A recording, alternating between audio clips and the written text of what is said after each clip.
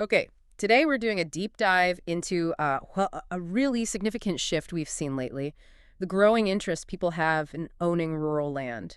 Yeah, it's definitely accelerated. We want to look at what's drawing people in, the advantages they see. Exactly. Our source material, it jumps right in talking about this mass exodus from cities and towns. Right, specifically highlighting 2020, 2021. That period seems to have been a real catalyst. It mentions this unwarranted solidarity from COVID forcing a rethink. Like people realized maybe they didn't need to be packed so close together. And that's where the core appeal seems to lie, according to the research we looked at. It frames land ownership as the ultimate way to live in complete freedom. Complete freedom. That's quite a It phrase. is freedom from neighbors, freedom from restrictive rules, the freedom to really shape your own environment. It's about control, fundamentally.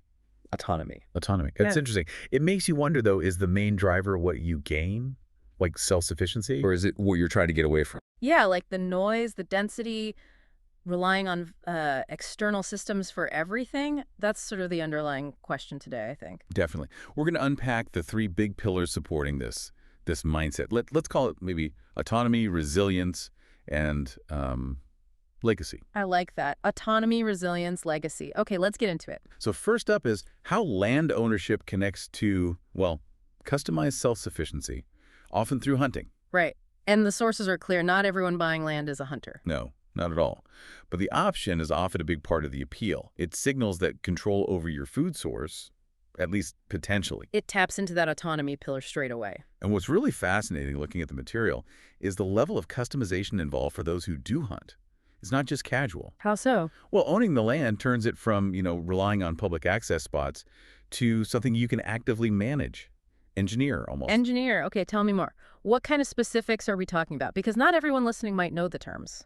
Sure. So the sources mention things like custom food plots. That's where you plant specific crops. Fields designed purely to attract and nourish the wildlife. Ah, okay, so you're managing the habitat directly. Exactly.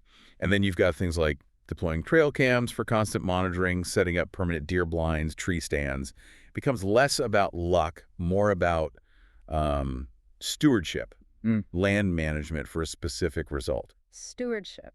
That ties right back into resilience, doesn't it? The idea of self-sufficiency. It does. The sources really connect those dots. Mm-hmm. You're providing the habitat, and then you're harvesting food from those same animals. It's presented as a closed loop. A very direct connection to your food. And the argument extends beyond just, putting meat on the table. For people who start hunting as adult, the cited benefits are quite profound. Like what? Well, guaranteed access to organic meat is a big one. The emphasis there seems less on cost saving and more on supply chain integrity, knowing exactly where it came from. Which feels like a reaction against the industrial food system we usually rely on. I think so, yeah. And beyond the food itself, the authors talk about the educational side, learning about conservation, really appreciating the animal in the process. And passing those lessons on. Yes, unlimited life lessons for the family. It's framed less as a sport and more like a really important complex skill, something that boosts the family's resilience overall. Okay, that makes sense. And it leads us nicely into the second pillar you mentioned, scalable production. This is more about the farming and gardening side. That's right. This is where you get those tangible results of resilience. The sources talk about this deep, almost emotional satisfaction. Providing food from your own soil. Yeah, one author literally says the pride and security from that can't be described. It's powerful stuff. But farming, that word can sound pretty daunting, especially if you're coming from the city. It can, absolutely. But the key insight here, according to the material, is that owning the land means you control the scale. There's no pressure to go commercial or match anyone else. You set the pace. Totally. Yeah. You could start super small, a few raised beds, right? Tomatoes, cucumbers, maybe some squash for the fall, just hobby gardening. Okay, manageable. Or if you have the space and the time, you could scale it way up. Yeah. Aim to provide, a serious amount of your family's fruits and vegetables year-round. So it adapts to your resources, your land size, your available time. Precisely. It's not driven by market demands. It's driven by your goals. Now, for our listeners who know a bit about this, moving from a few tomato plants to serious production, that takes real investment, doesn't it? Equipment, knowledge, time. Does the material acknowledge that reality check? It does, but often through the lens of education and legacy again. It stresses that even if it stays a hobby, the value is immense. How so? Just the act of getting the family outside, engaging with nature's cycles, planting, growing, harvesting, learning through trial and error. Things you can't easily learn from a book. Exactly. The source calls them invaluable lessons that can really only be taught by doing.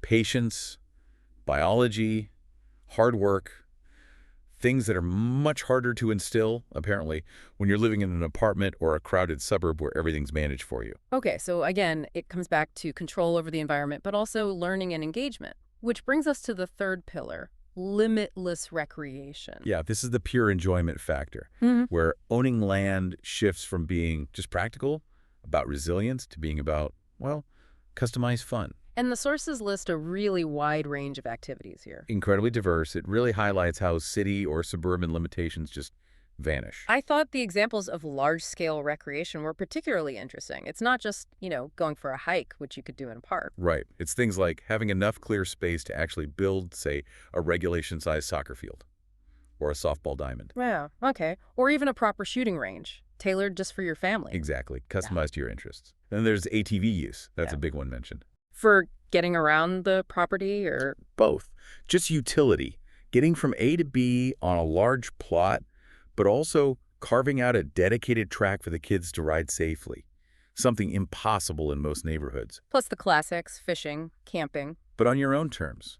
No booking campsites, no permits needed for your own pond.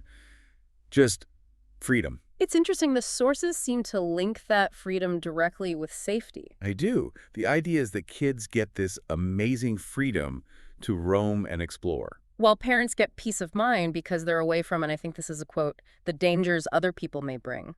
Yeah, that avoidance aspect seems quite strong there. Controlling the social environment, who your family interacts with. Which also plays into the social side of things, right? The land as a destination. Absolutely. The material suggests that when you own acreage, you kind of automatically become the destination spot for friends and family gatherings. Instead of cramming into a living room. You're hosting huge bonfires, massive BBQs, outdoor parties. It changes the whole dynamic of socializing.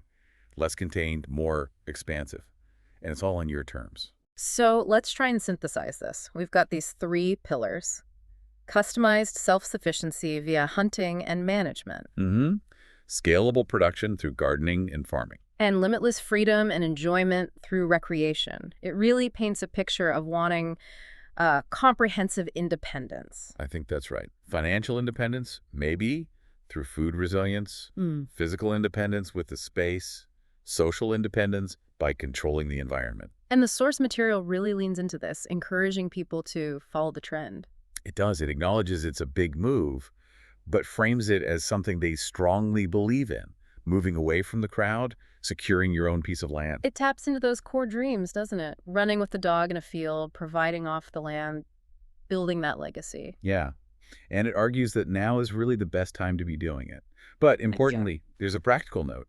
It stresses you need to do it right by working with land professionals. Oh, okay.